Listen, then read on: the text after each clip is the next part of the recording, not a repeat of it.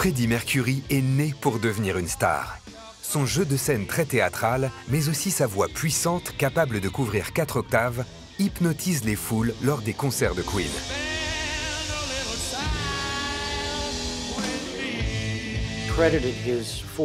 Freddie attribuait ses prouesses vocales au fait de posséder 4 dents en plus.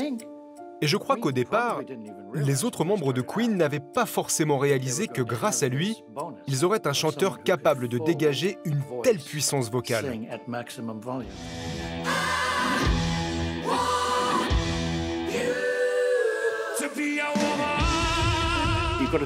Si on le compare à d'autres très grands chanteurs possédant une voix aussi puissante, comme par exemple Tom Jones, on constate que Tom Jones ne fait pas ses propres harmonies vocales.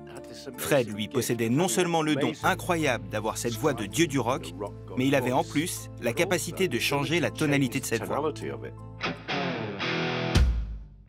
Grâce à la voix de Freddie et au son inimitable de la guitare de Brian May, les prestations live de Queen impressionnent partout où ils se produisent. Leurs concerts se jouent à guichet fermé et leur tournée au Japon en 1975 va même provoquer des scènes d'hystérie collective. I understand that in Japan that you couldn't even leave your hotels. That's the immense popularity. It was this time round. It was we had to have bodyguards all around. And, it got the kitchens. In fact, yes, and we were sort of reduced to traveling in laundry lifts and things like that. But the price of fame, they told me. Le Japon, c'était un pays très important pour Queen. Ils y sont allés en 75 ou en 76, je ne sais plus. Mais ils étaient un véritable phénomène au Japon. C'était énorme. Queen est devenue la nouvelle sensation du rock anglais. Ils sont attendus au tournant.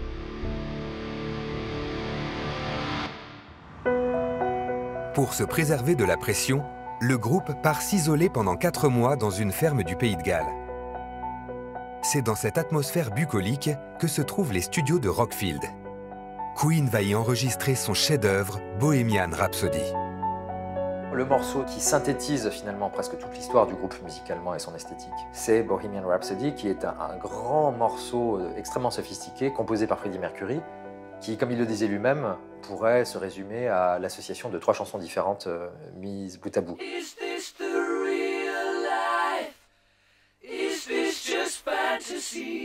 C'est un morceau comme ça, voilà, opératique, qui ne ressemble à rien, que d'ailleurs sa maison de disques n'accueille pas à bras ouverts la première fois où ils l'entendent.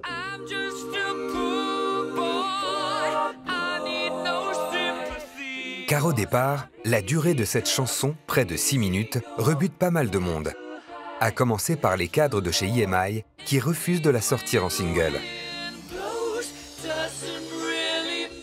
Obviously, we came across certain barriers, like it being 6 minutes long or whatever, and we said, I mean, there were numerous rows. I mean, well, the recording company wanted to, in actual fact, edit it. Edit it and things like that, yes. And we just thought, there's no point. You either sort of hear it in its entirety, or pick another song. Yeah. And I think we were so sort of confident with that sort of number. I mean, it is a risk, I know, and we either thought it was either going to be an enormous flop or a huge success. I see a little silhouette of a man. Scaramouche, Scaramouche, will you do the fandango? Personne n'avait jamais sorti un single de 6 minutes. Alors Freddie a eu une idée. Il l'a apportée à son copain Kenny Everett, qui avait sa propre émission de radio. Quand il a entendu la chanson, Kenny a dit « Mais c'est génial! Je vais tout de suite la passer dans mon émission. » Kenny Everett était un DJ très célèbre à Londres. Il a joué la chanson et immédiatement, il y a eu une demande très forte pour que Bohemian Rhapsody sorte en single, malgré le fait qu'elle dure 6 minutes.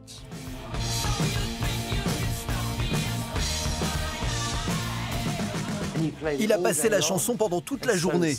Et immédiatement, les auditeurs ont dit « Mais c'est quoi ce truc? J'en veux un !» Et la chanson est entrée directement au hit parade. Les gens étaient hallucinés par cette chanson. Ça a immédiatement cartonné. En Grande-Bretagne, tout le monde achetait le disque, au point qu'il est resté numéro 1 des ventes pendant 9 semaines. Par amitié pour Freddie Mercury, Kenny Everett a bravé les interdits du marketing musical en donnant sa chance à l'ovni Bohemian Rhapsody. Mais leur amitié naissante va aussi être l'occasion de braver d'autres interdits. car Everett, officiellement hétérosexuel et marié avec une femme, est en réalité attiré par les hommes. Un point commun qu'il partage avec Freddie, qui, malgré l'amour qu'il éprouve pour sa compagne Mary Austin, ressent de plus en plus le besoin d'accepter sa vraie nature. Freddie a commencé à sortir beaucoup la nuit. Il retrouvait son ami Kenny Everett. Kenny était homo et il lui a fait découvrir les bars gays de Londres. Quand Freddie rentrait à la maison, il prétextait avoir travaillé tard au studio. Ce qui était évidemment une fausse excuse, car à ce stade, il était un peu perdu et surtout, il était toujours amoureux de Mary. Pour lui, cette période correspond à un moment de flottement où il est un peu perdu.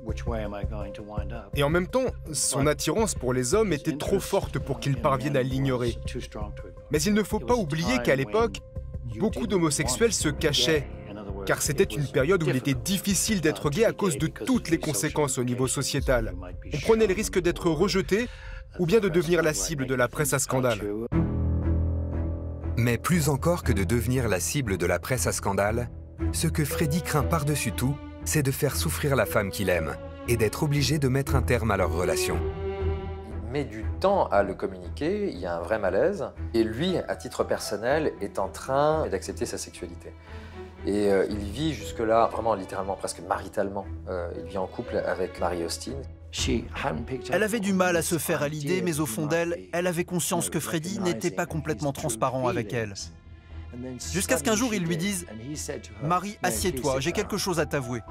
Je crois que je suis bisexuel. » Et elle lui aurait répondu « Tu n'es pas bisexuel, tu es gay. » Et il a été profondément soulagé, parce qu'en fait, elle avait compris que rien n'était possible entre deux sur le long terme. Le couple, qui s'était installé depuis quelques années dans un appartement luxueux à Stafford Terrace, se sépare finalement en 1977 après 8 ans de vie commune. À 31 ans, Freddie Mercury s'apprête à entamer un nouveau chapitre dans sa vie privée, mais aussi dans sa vie professionnelle. Durant l'été, le groupe enregistre News of the World, leur 6e album, sur lequel se trouvent 2 chansons qui vont leur ouvrir les portes du marché américain.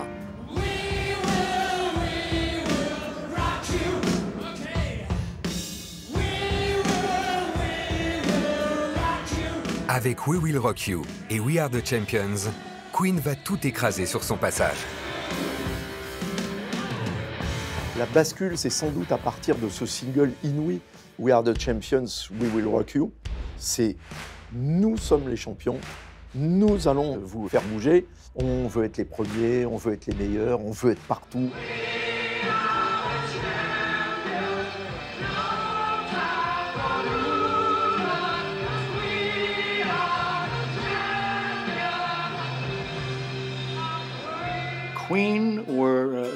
Queen a eu la chance d'avoir 2 tubes énormes sur le même disque avec We Will Rock You et We Are the Champions en 1977. Mais paradoxalement, ils commençaient à être considérés comme un groupe démodé. Car si Queen est désormais au sommet, il va y avoir un revers à la médaille. Adulé par son public, le groupe est méprisé par la critique, en particulier par la presse rock qui passe son temps à dénigrer le style et la musique de Queen. Le truc, c'est que quand ils ont commencé, Queen voulait se démarquer et proposer quelque chose qu'on n'avait jamais vu auparavant. Je pense donc que si la presse ne les a jamais vraiment aimés, c'est parce qu'ils étaient inclassables. Ils ne correspondaient pas aux standards des groupes de l'époque. La presse musicale était très agressive avec eux. Ils s'en sont pris plein la figure. Et je pense que c'était en partie à cause du style parfois efféminé de Freddie. Et puis Queen ne ressemblait à personne d'autre. Et je crois que c'est pour ça que la presse a choisi de ne pas les prendre au sérieux. Nous sommes en 1977, en pleine explosion du punk. Des groupes comme les Sex Pistols ou les Clash sont encensés par la critique, et Queen semble alors en décalage avec son époque.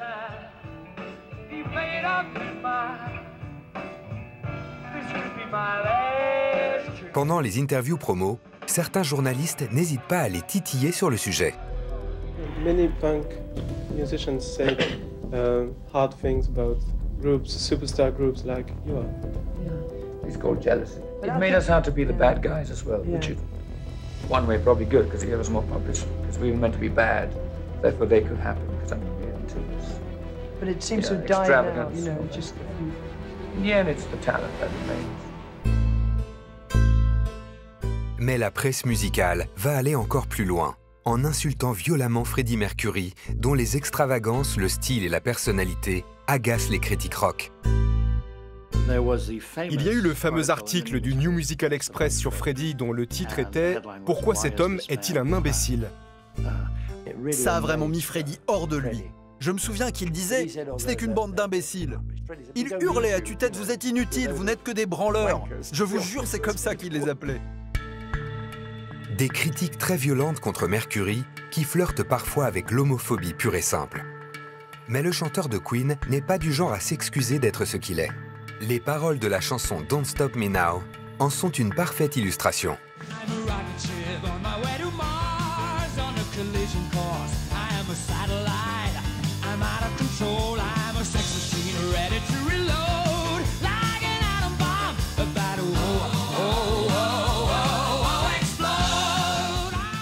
Don't Stop Me Now, je prends du bon temps, je prends mon pied. Freddie expliquait ouvertement à quoi ressemblait son mode de vie, disons, très libre. En un mot commençant, c'est une chanson autobiographique.